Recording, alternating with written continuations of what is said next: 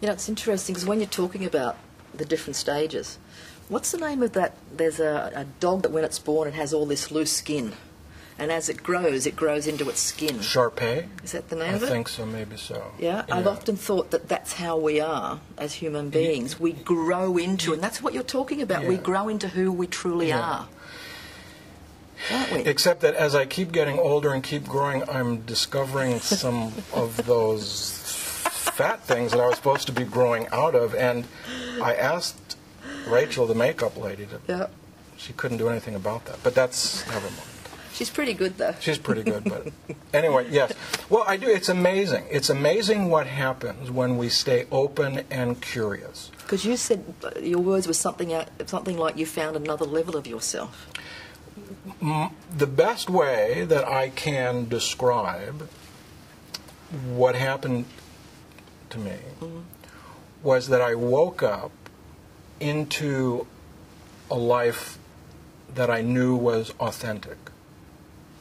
It was like one of those movies where you've got two parallel tracks, these different possibilities, and then in the movie someone will pop over here, and it was like that. It was like I came here and instantly recognized everything. There was something about how I experienced myself that was, oh, this is your home. This is where you belong. Even though I'd traveled and lived all over the world and always felt comfortable, I never had a sense of I belong to a place until I came to Australia. And it was like, this is your place, move here, which I did. And then everything has just happened from that. But what I've discovered is by being that open and that curious about something that could happen out of left field, you can discover facets of yourself that are really amazing. Really amazing. So what do you think of that concept that everything is happening? You mentioned about, you know, the two lives happening parallel. What do you think of that concept that past, present, future is all happening at one? I think it's a wonderful concept. I think it's like all kinds of ideas, there's a place for it.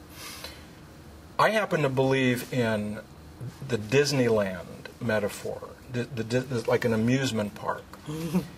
And I think that existence is like a huge Disneyland. And every idea, every path, everything is just another ride. So I try to do that. In other words, one of the things that I feel we miss in our journey, in our spiritual pursuit, is that our minds want some kind of certitude. We want to come up with some way that it is, whether we come to a fundamentalist Christian point of view or a Advaita point of view or a non-dual point of view or a Buddhist point of view. There's a way that we want to tie it all up and go, this is how it is. I don't hold that view. I think, and this is part of what I teach in real-time speaking, I hold the view that everyone has an opinion. And everything is equally valid in the sense of it's all just an opinion. It's another ride at Disneyland. So there's that wonderful concept, which is, oh, great, if you like that ride, take that ride. But you don't want to keep going on the same ride over and over and over again, do you? Which is what I think a lot of people do. Once we click on something that gives us a sense of certainty, we forget that we're in Disneyland. And this was driven home by someone that I met recently who had been in a Christian mission for 25 years and then had a certain experience and flipped to its all-awareness. So he's very, to my ears, dogmatic and insistent and missionary-like behind this idea. Everything is pure consciousness, everything is awareness, no individual exists, it's all an illusion. So we were having a dialogue, and I said, but you're not talking about the merits of that. I want to look at the way you are so certain this is the truth. He said, but it is the truth. I said, but isn't that what you said about the earlier truth? He said, yes, but now I know that was just a belief. And I said, can you just hold the possibility that at some point in the future there will be an unexpected earthquake or shift that will then give you a perspective on this, in the same way you experience it. He goes, no. That was that. Not much you can go from there. No, but which is fine. Yep. But what I notice is that instead of trying to find safety and security in a particular point of view, why not just stay open to curiosity and wonder and amazement and the invitation for things to happen that you can't even possibly explain or put into any box at all? Because there are more rides in Disneyland that we know about. Because there's infinite rides. I mean, if you think about, even from a Western scientific point of view, when they look at the Big Bang, there was nothing. Mm-hmm. And then within a third of a second, out of nothing, comes a universe that's already, just right out of the blocks, is 100 million light years across. Now, you see, that's a concept I've never been able to get my head around. No, if my head is actually spinning in circles now, just trying to even comprehend that. And if we just look at existence, whether we take the brain or we look out at the bigger cosmos out there, it's mind-boggling, it's breathtaking, it's just enormous. Why take that enormity and try to package it into something, like a Krispy Kreme donut? Mm-hmm. I don't get that. And so when people say things like, there's no accidents, mm-hmm. I tend to say, I think everything is an accident. Or everything happens for a reason. I tend to say, I don't think anything happens for a reason. Just as a little bit of an antidote, even within my own mind, that I can keep working to stay free from settling into something. Because I want to just keep going ride after ride after ride at Disneyland. And I think it's an extraordinary way to live, to realize that we're these creative beings, these creative and expressive beings, and there's no end to it. There's no end to what we can create. There's no end to what we can express. There's no end to the different rides. So why put it all into these little neat packages? Well, that's like you just answered a question. The next question I was going to ask you: how would you describe who we are? You just answered it. Next question. Next question.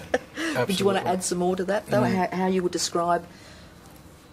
I wouldn't even try to, mm-hmm. because you can do that from any number of perspectives. You can do it metaphysically. Mm-hmm. You can do it intellectually. You could do it scientifically. You could say, well, who we are, Robin, is a teaspoonful of DNA.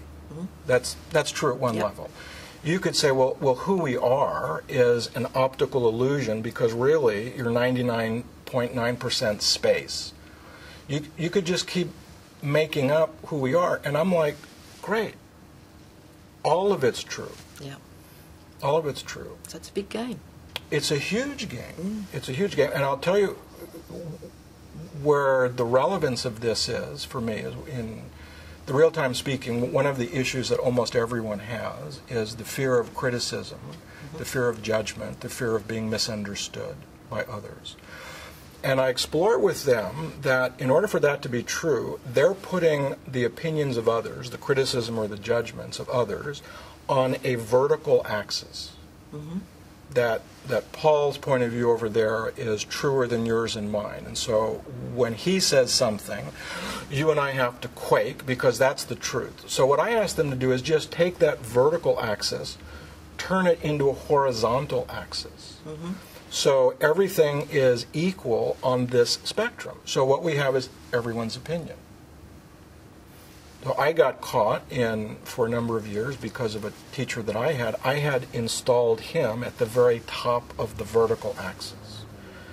And then one day when I realized that in so doing, I was preventing myself from fully expressing what was true for me, because it didn't measure up to what I thought he was saying, I said, well, how did he get up there? How did he get up there above the rest of us?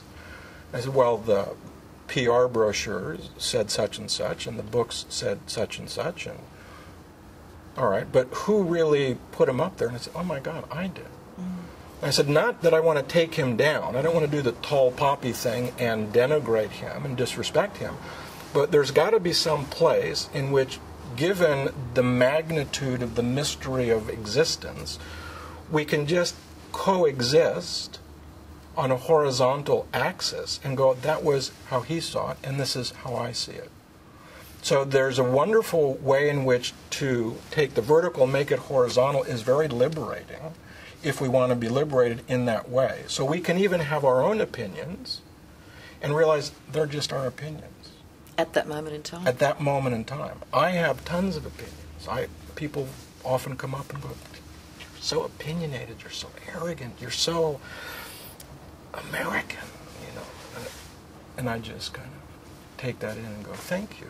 Thank you for noticing. I do have opinions, and I do speak usually with conviction, but I don't believe in them. They're just, it's part of my being alive. It's part of the fun of being alive to have an opinion, to play the game. An opinion like that, I'm going to take another break, so I'm getting waved at. But I also want to come back, because you mentioned Tall Poppy. Yes. Let's come back and talk about your book. Stay with us.